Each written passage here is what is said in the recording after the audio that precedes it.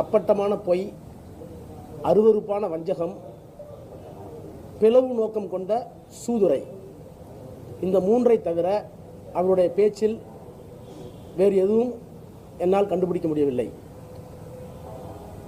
ஒரு நாட்டினுடைய உள்துறை அமைச்சர் ஒரு மாநிலத்திற்கு வருகிற போது அவருடைய தகுதி, அவருக்கு இருக்கிற பொறுப்பு, கடமை உணர்ச்சி இவைகளை பற்றி கிஞ்சிற்றும் கவலைப்படாமல் அவதூறுகளை அள்ளி வீசுவதும், மாற்றுக் கட்சி அரசாங்கம் அந்த மாநிலத்தில் நடந்தால்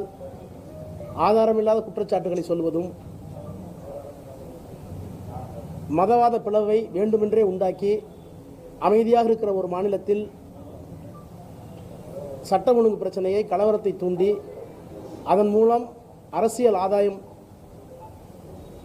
கிடைக்குமா, அறுவடை செய்யலாமா